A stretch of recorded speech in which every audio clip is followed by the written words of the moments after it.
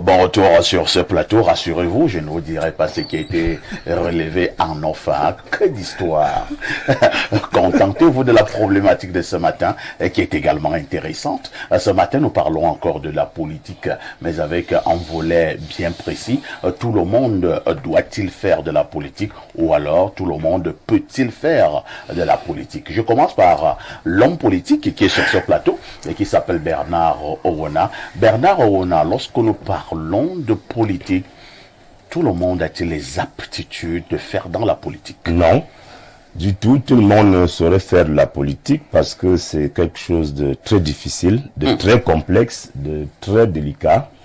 D'ailleurs, je vais me souvenir d'un célèbre écrivain congolais, Henri Lopez, qui disait dans un de ses ouvrages à succès que la politique était une affaire de bandits et de voyous. Ah bon? Oui, c'est lui qui avait dit, c'est pas moi. Vous êtes d'accord avec lui? Puisque c'est de ça qu'il s'agit. Vous-même, vous êtes dans un bandit, un voyou? Pas peut-être au sens. C'est ça donc le raisonnement. Tu as déjà posé les prémices, donc ne dites plus que moi je tout le monde peut faire la politique. Oh Bernard, on a fait de la politique. Oui. Alors, il est bandit et voilà. Le syllogisme socratique. Voilà. Alors donc, honnêtement, tout le monde ne peut pas faire de la politique. Tout le monde ne doit pas faire de la politique. Parce que déjà la politique, c'est un jeu dangereux. C'est un jeu dangereux.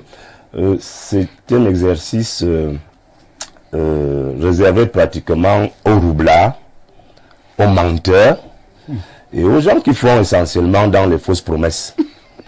C'est grave ça. Quel dessin. Voilà, résumé. C'est caricatural. C'est vraiment caricatural et c'est profond. J'en parle parce que je suis dans le monde politique depuis près de 4 décennies. Et je vous avoue que quand je vous parle des hommes politiques, je les connais bien. Ils ressemblent exactement à ce que je décris là. Alors tout le monde ne peut pas faire la politique parce que il y a des gens qui sont de bonne moralité. Il y a des gens qui sont de bonne moralité. Dès lors que pardon, ils franchissent le pas et intègrent le milieu politique, ils sont obligés de faire avec. Même si au départ, ils avaient une bonne moralité, ils avaient l'habitude d'être positifs, d'être sérieux. À partir du moment où ils sont déjà dans le milieu politique, ils font comme les politiciens. Ils sont obligés de faire comme les politiciens. Parce que si tu ne fais pas comme ça, tu ne peux pas passer sur le marché pour être élu. Pour être élu, vous avez suivi un message. Là, on vous dit qu'il y a des ministres dans une partie du pays qui refusent d'ouvrir leur château d'eau aux populations, mais viennent quand même lorsqu'il y a campagne. Pour leur dire que et c'est au cerf à arroser leurs jardins. Leurs jardins, les fleurs. Les fleurs. Au détriment des populations riveraines qui en ont besoin pour tout usage que vous pouvez imaginer. Mais lorsque la campagne électorale est annoncée, ces gens-là descendent au village, ouvrent leur portail et donnent un peu d'eau, un peu de vin, un peu de riz et autres populations qui vont aller élire le moment venu. Donc la politique, comme vous voyez là, ce n'est pas un jeu d'enfant, ce n'est pas le voir bébé, ce n'est pas des choses romantiques, c'est pour des gens qui sont déjà préparés à être violents. Et ils jouent comme ça. Ils jouent comme ça. Merci Bernard Owona. Je vais passer la parole à Michel Michaud-Moussala. Lui qui a fréquenté les hommes politiques par milliers et qui continue d'ailleurs à les fréquenter. Michel Michaud-Moussala, la lecture faite par Bernard Owona, c'est caricatural ou alors il y a quand même certaines vérités. C'est même trop de vérité que Bernard étale. J'ai cette expérience effectivement d'avoir fréquenté les politiques. C'est drôle. C'est pas le même facial que tu as vu il y a une semaine que tu reverras 2 semaines après. Ça a changé. Il y a une transformation de l'individu qui, ma foi, c'est les objectifs à lui seul à atteindre. Et que vous, moi j'étais à Bamenda quand Froum sortait du Tarinkon pour dire que le SDF est un parti à partir d'aujourd'hui démocratique et tout. Nous l'accompagnons. J'ai vécu toutes les mutations politiques et des hommes politiques. Je vais vous faire rire, mais c'est la réalité. Nous sommes à Yaoundé en 98. Il y a une marche qui est prévue pour aller à Etoudi. Je crois que la date peut m'échapper un peu parce que ça fait long. Nous venions comme journalistes, nous étions 5 qui avaient été acceptés chez le feu Ndamdoya à Essos, là où il habitait. C'était là la rencontre des leaders politiques. C'est là où j'ai vu la mesquinerie politique.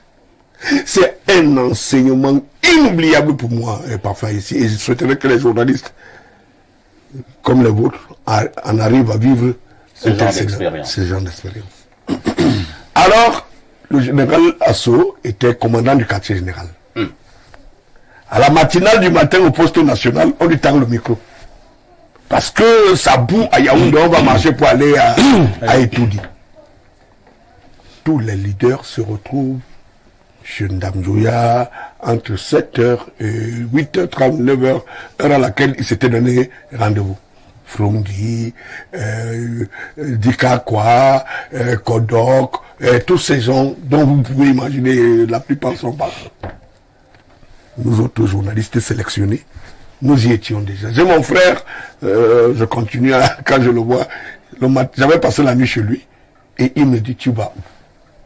Parce que lui, il écoutait ce qui se disait. Il dit, non, moi je vais aller couvrir l'événement. Je lui dis, il y a un pour ça, pourquoi tu veux que je n'aille pas couvrir l'événement? Il me dit, ne pars pas. Il avait des entrées, et parfait. Nous sommes chez le feu ministre Ndamdoya, à Essos. Tous les leaders sont réunis. Et un sort me dire que, mais comment? Il faut voir cette illustration. Je voulais bien donner son nom, mais j'ai dit, il y a un qui s'amène vers moi, qui parlait Douala avec moi, parce que je parle Douala avec... C'est pas ce que y a un mec bricole là, il ne peut pas parler de moi. Donc, ce leader politique se rapproche de moi et dit, non, cette affaire est compliquée. Nous ne pouvions pas, tel que ça se passe, parce que les fougards, les hélicoptères là, ça commençait déjà à signaler que bon, on vous attend, puisque le matin, Assoa dit que lui ne connaît pas ce qu'on appelle le maintien de l'ordre au poste national. Moi, j'ai suivi. Donc, ceux qui vont tenter de sortir là, ça glouait dans tous les sens. Et maintenant, monsieur As, quand on a fini de le dire, celui qui vient vers moi dit que non, mais comment? Je veux bien qu'on aille à Etoudi. C'est nous les leaders qui devions être devant. Mais parmi nous, il y a quelqu'un qui dit qu'à Kacham, j'arrêtais que lui il est capable de, quand on tire les balles, il attrape les balles. Donc vous pouvez comprendre de qui il s'est agi. À l'époque, il disait, ce leader vient par derrière me dit que non, moi je veux proposer que pour que nous allions à Etoudi, que ce soit celui qui est capable d'arrêter les balles quand on va tirer sur nous. Bon, il se rapproche de celui-là pour dire que, mais, chairman, mets-toi devant. Mets-toi devant, tu sais que dans cette affaire, toi tu es mystique. Les balles là, ça ne signifie rien pour toi, tu arrêtes. Chairman dit non, c'est toi qui es chef traditionnel. C'est toi qui es chef traditionnel, puissant chef traditionnel. C'est vous qui allez là. C'est vous qui devez prendre le devant. Tu es souvent dans le feu. Si tu vois la fracture, là des politiques, l'hypocrisie, la malhonnêteté, oui. Nous sommes, pour que nous sortions de là, il fallait qu'on dise que non, nous suivons seulement, nous sommes journalistes, nous voulions voir ce qui va se passer à Yaoundé. On nous a ouvert. Si je te dis les deux premiers leaders du parti politique qui nous ont suivis comme des... Pendant que les autres se retrouvaient à gauche, les autres étaient déjà dehors avec nous. C'est pour dire que la politique n'est pas un jeu. Il peut être un jeu quand tu en jouis avec une certaine abnégation et comprendre que les enjeux auxquels ceux qui s'y mêlent habituellement, il faut voir la fin de tous les politiciens. Parce qu'il a tellement exercé, il s'est épuisé. Et quand il lui arrive de perdre le contrôle de la phase pour laquelle il croyait maîtriser, c'est le pire habituellement qui arrive aux politiciens. C'est pour ça que c'est pas un jeu facile. Bernard essayait d'expliquer pourquoi est-ce que tout le monde ne peut pas faire la politique. Parce que la politique est incolore, inodore et sans saveur.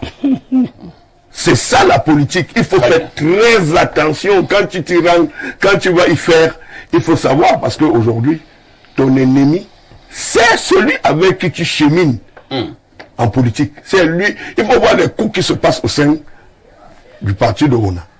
Et qu'en réalité, tu es sûr que tu vas être président, maire, président de section. Président de section. Il faut voir comment on pose les pots de banane quand il s'agit de tout finir. Et que c'est l'inattendu que tu viens voir que c'est lui qui a pris le devant des choses. Donc la politique n'est pas un jeu. Et je m'accorde avec ceux qui pensent que la politique est un jeu très violent. Merci Michel Michaud-Moussala, Pierre Blériot, Niemek, Sartre dans les mains sales, enseignant la politique à Mbamba, faisait à comprendre que la politique était une affaire bizarre. Alors, si nous décrivons comme la politique de cette manière-là, est-ce que ce n'est pas aussi trop péjoratif? Est-ce que ça peut encore encourager les jeunes à se lancer dans une affaire où ils disent que c'est une affaire des malhonnêtes, c'est une affaire des roublards, c'est une affaire des menteurs, une affaire d'hypocrites, quelqu'un dira même une affaire des sorciers, ainsi de suite, ainsi de suite. Mais qui sont les sorciers, qui sont les roublards, qui sont les menteurs? C'est nous, non? Il n'y a pas une société où il y a les politiciens d'un côté et une autre. Non, la politique dont vous parlez là, c'est la politique dans la pratique. Parce que tout le monde participe à un niveau donné à l'exercice de la politique. Tout à fait. Non. J'ai fait une expérience personnelle étant étudiant. C'est là-bas qu'on apprend, comme étudiant, à faire la politique, si vous êtes dans les mouvements estudiantins. Ma petite expérience m'a montré qu'un homme honnête ne peut pas vivre dans le milieu des politiciens. Ah bon? Au risque de corrompre ses valeurs. Parce que vous ne pouvez pas changer ceux qui ont vraiment la politique, c'est quoi? C'est l'art de feindre. C'est la ruse. Si vous n'êtes donc pas quelqu'un qui a ces qualités-là, vous ne pouvez... C'est vrai que le blaireau, je ne vous interromps pas, hein, dans nos langues, moi je parle de la langue petit, régulièrement au village, quelqu'un te dit, ne me fais pas la politique. Oui. Toi, bon, ma politique. Toi, bon, ma politique. Ça veut dire quoi alors? Non, oui, ça veut dire que ne me fais pas l'hypocrisie. La ruse, parce que je vous prends un cas personnel. Moi, je ne ferai pas de la politique politicienne. Non. Étudiant, j'étais vice-président des étudiants de la faculté des arts, lettres et sciences humaines. Et nous avions à côté de ça un mouvement que nous venions de créer avec le ministre Atangana Mbara. On appelait la MUSEC, Mutuelle de solidarité des étudiants du Cameroun. Elle eut un premier coordonnateur et elle attendait son deuxième coordonnateur. J'étais donc préposé à être le deuxième coordonnateur de la MUSEC, Mutuelle de solidarité des étudiants du Cameroun. Tous mes camarades qui sont aujourd'hui des professeurs titulaires des universités, des doyens de ceci et cela, nous avions fait une réunion et on avait désigné Niemek comme coordonnateur. Et on avait désigné un secrétaire général. La réunion des étudiants avait commencé à 19h et le vote avait commencé à 3h de la nuit. Les étudiants. C'est ça la politique, c'est ça la politique. À 1h, mes meilleurs amis, qui sont chefs de département, je ne vais pas les citer aujourd'hui, mais c'est toujours mes amis, sont venus me dire, laisse l'affaire là. Comment je laisse l'affaire? Non, tu vas être secrétaire général, on a trouvé un autre coordonnateur. Je dis, mais comment ça? Ils me disent, on va t'expliquer après. Je dis, vous allez m'expliquer après comment? Depuis on travaille sur le projet, c'est moi le coordonnateur. Vous allez m'expliquer. C'est ça la politique. Non. C'est ça, mec. Je leur dis, je suis coordonnateur pour rien. Ils me disent que bon, on a même déjà un autre qui se propose d'être secrétaire. Ok. Oui. Donc, si tu refuses même secrétaire général, on te remplace même aussi là-bas. Bon, c'est des camarades. Le secrétaire, celui qui est devenu secrétaire, est trésorier adjoint d'une grande organisation politique actuellement au Cameroun. D'accord? Tous les autres, chacun sait ce qu'il est devenu. Alors, cette expérience que j'ai faite cette nuit, mais il faut conclure l'histoire. Celui qui a été désigné donc coordonnateur à ma place, dès qu'il a été installé, la première décision qu'il a prise, c'était d'interdire à ces deux amis-là d'entrer à la MUSEC. Les deux, c'était la première décision.